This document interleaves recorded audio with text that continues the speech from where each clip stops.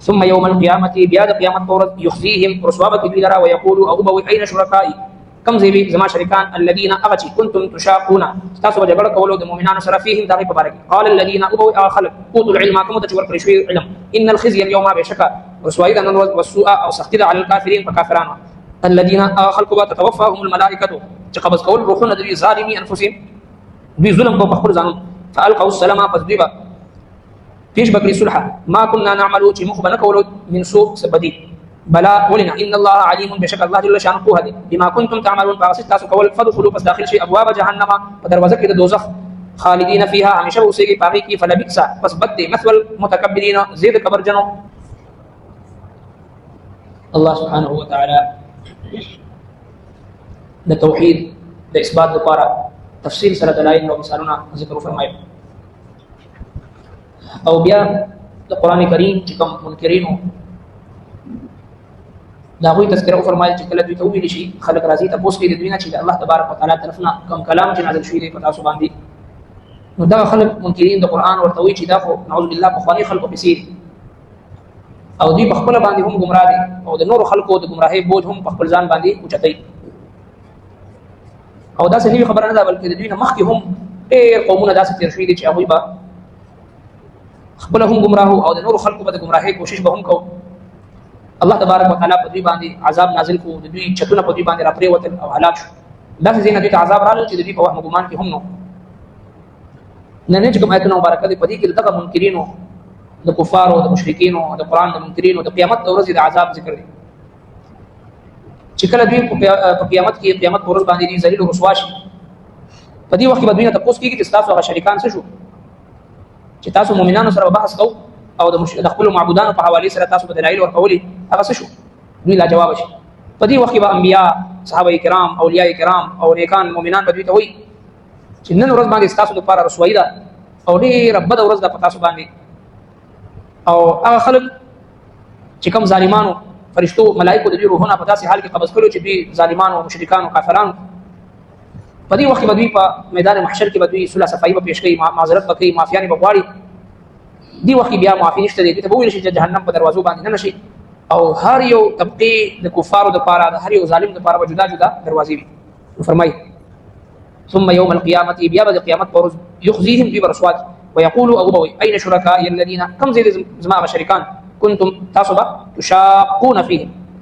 جګړه بکوله مؤمنانو سره داغي مبارک تشاقون جګړه بکوله تاسو فيهم داغي مبارک د مؤمنانو سره قال الذين لا كفران بغلش لا جواب بشري سره جواب نه قال الذين اوتوا العلم قال الذين هو كسان اوتوا العلم كما تشور کړی شو علم يعني مؤمنان اهل علم انبياء صحابه اولياء او نیکان خلق دي وسوي ان الخزي اليوم بشكر رسوي ننرز والسوء او سختي على الكافرين فكافرانو دي جواب ورکي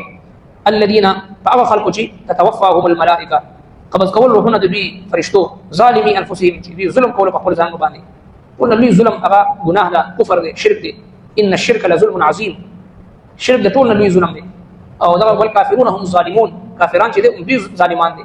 ظلم وي یو شی په داسې ځای باندې کې خدای چې هغه زیاده غي نه دا تندي الله رب کائنات خپل د سجدي لپاره پیدا کړی دی او دا بنده ته ټول دا بت ته ټول غیر الله تخت کول قبر ته اونې بوټي ته او دا شانتي اسقطا خرون ته نور زنور ته ټول دا غیر لاندې سره خت کول ظلم دی نو ان الشرك لظلم عظيم كل اللي ظلم عظيم شرك دی والکافرون هم الظالمون ځکه چې دوی د الله تبارک وتعالى چې دوی کوم مقصد لپاره پیدا کړی دی هغه په بل ځای کې استعمالي فالقوا السلام بیا دوی پیش کړي صلح دی وخت به عذر معذرت پیش کړي ربنا إنا أطعنا سادتنا وكبراءنا فأضلونا السبيل إذا ربنا ما تدخل مشران فخبروا من لهم جمراش أو ربنا فرجعنا نعمل صالحا إنا موقنون إذا ربنا مو واپس ولګه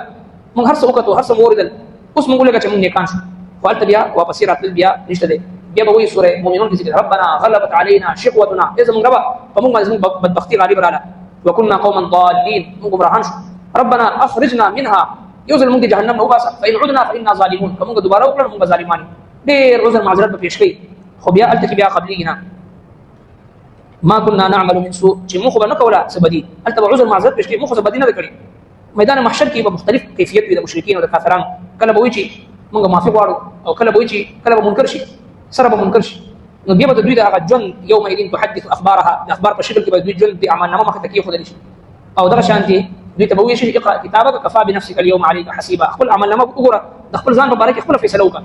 نو بیا به معذرت پیش کړي، اول به انکار کوي، کله به انکار کوي، کله به اقرار کوي او کله به معذرت پیش کړي. مختلف حالات په میدان محشر کې کان مقداره 50,000 سنه، 50,000 کاله د یو ورځ وي. مختلف مراحل به په دې باندې راځي. بلا ولنا ان الله علیم، بشک الله پوهه دی بما کنتم تعملون، په هغه څه چې تاسو کوئ. فادخلوا پس داخل شي ابواب جهنم، په دروازو کې د دوزخ، اته دروازې دي د دوزخ. وسيق الذين كفروا الى جهنم زمرا، ډلې ډلې د مشرکین ډېر ډلې، د کافرانو ډېر ډلې، د بتپرستو ډېر ډلې، د مجوسیانو ډېر ډلې، د يهودو ډېر ډلې، د عیسایانو ډېر ډلې، د هر کافر لپاره جدا جدا هغه چې د جهنم تفریق. فلبئس مثوى المتکبرین، پر ډېر بد دی زید کبرجن. نو معلومه شو د کافر دی، د مشرک دی، د ظالم دی، کله څومره مجرمان دی، د دې د جرم د ټولو نه غټ او بنیادی سبب هغه تکبر دی. او دغه تکبر په ابتدا کې تکبر عزازیل را گناهگار کرد، در زندان لعنت گرفتار کرد. دغه ابلیس ملعون شیطان، دا عزازیل د نومو، دا د حضرت جبرئیل علیه السلام، د میکائیل علیه السلام، د اسرائیل علیه السلام، د اسرافیل علیه السلام، د ټول ملائکه استاد الملائکه، ډېر لوی عالم، ډېر لوی عابد، ډېر لوی شخصیت. خو چې کله تکبر کې مبتلا شو، تکبر عزازیل را گناهگار کرد، در زندان لعنت گرفتار کرد. د تکبر د وجه نه دغه صلاحیتونه، دغه علم، دغه عبادت، د ځمکې چپه چپه باندې د عبادت کړو، سجده یې کولې، زرګونه کاله د الله عبادت کړو، خو هر څه خوري شو د تکبر د وجه. فلبئس مثوى المتکبرین، بس بد دی زه د کبرجن خلکو، د تکبر د وجه انسان هلاکت ته ورځي. مخکینی درسونو کې یو مسله ذکر شوې وه، چونکې اکثر مرګري د هغه مسلې وضاحت غواړي، بعض اوقات چونکې وخت کم وي نو د مسلې یو پهلو ذکر شي، نو هغه بل پهلو چې دی هغه تفصیل سره ذکر نشي، نو بیا مختلف سوالات مرګري کوي. مسله دا ذکر شوې وه چې یو پلار په خپل ژوند، په خپل زندګۍ کې خپل جایداد چې دی نو خپلو زامنو ته، لوڼو ته ورکول غواړي. وایي چې مرګ نه مخکې چې د دوی څه حقوق دی، د دوی څه حق جوړېږي د زامنو یا د لوڼو چې هغوی ته ورکړم. نو دې باره کې مسله داسې ده چې کله پلار په خپل ژوند باندې خپل اولاد ته د خپل جایداد نه حصه ورکوي، نو هغې ته هدیه وایي او هبه ورته وایي، هدیه ورته وایي، تحفه ورته وایي. دا تحفه ده او هبه ده او هدیه ده. او چې کله پلار وفات شي نو هغه چې کوم مال هغې ته ترکه وایي، هغه میراث دی. چې کله وفات شي نو بیا د پلار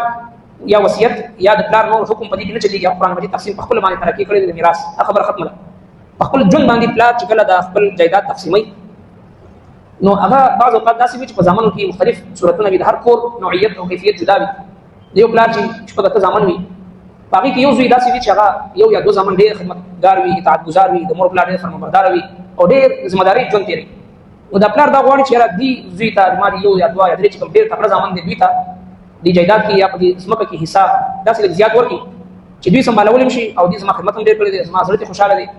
او نور زامنو ته کم ورکړي دې دپاره چې هغوی د دې سمبالولو اهل نه،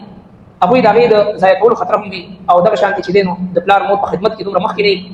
نو د پلار داسې کوي چې یو زوی ته یا دو زامنو ته هغه جایداد کې حصه زیات ورکړي. آیا دا ورکولی شي او که نه؟ نو بالکل چې دی پلار ته دا حق حاصل دی په خپل ژوند باندې، چونکې دا هدیه ده، تحفه ده او د پلار په ملک کې دی، د پلار په اختیار کې دی، بالکل ورکولی شي. په دې باندې پلار ګناهګارېږي نه، ځکه د پلار نیت دا دی چې یاره زما چې کوم دا یو دوه درې کوم زامن دی، په دې ټولو شپږ اتو زامنو کې دا یو زوی یا دوه یا درې زامن دا ډېر فرمانبرداره دی او د دې مال دولت د سمبالولو اهل هم دی، او دې چې خپله باندې مستحکم وي نو کېدای شي د نورو روح خویانو دپاره هم د مالي وسعت او فراخۍ ذریعه جوړه شي. او هغه اولاد ته که زه مال ورکړم چې هغه نه اهله وي، د سمبالولو قابل نه وي، دا خو بې ګناه ده. قرآن مجید کې الله تبارک وتعالی په سورة نساء کې فرمایي ولا تؤتوا السفهاء اموالکم التي جعل الله لكم قیاما وارزقوهم فيها واکسوهم. خپل مال هغه اولاد ته مور کوي چې کوم جاهل دی، ناپوهه دی، ضایع کوي.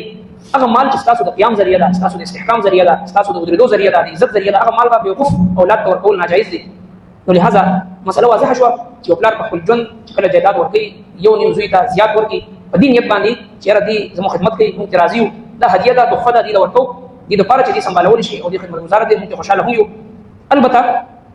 یو نیم پلار داسې وي چې په دې نیت باندې ورکوي چې یاره ضد او عناد او صرف چې دی نو د بغض د وجه نه خپل بعض اولاد د میراث نه محرومه کول په نیت باندې، دا بیا ټیک نه ده. یقینا داسې پلار نه، هر پلار د خپل اولاد لپاره یو ښه جذبه ساتي، یو ښه حکمت پکې وي او مصلحت پکې وي او یو عذر پکې وي. هغه عذر په بنا باندې که چېرې یو نیم اولاد د خپل جایداد نه زیات حصه ورکولی شي، هغه پلار ته د اختیار حاصل دی، پلار ته چې دا جایز دی. څرنګه چې مختلف هغه په دې باندې وکتلی شو فقها ائمه او حدیث مبارکو کې هم ذکر دی. په خپل ژوند باندې چې کله پلار د جایداد تقسیمي دا هدیه ده، تحفه ده او دا چې دی نو هبه دې ته ویلی شي، دې کې زیاتوالی کموالی په خپل ژوند باندې د پلار دا کولی شي.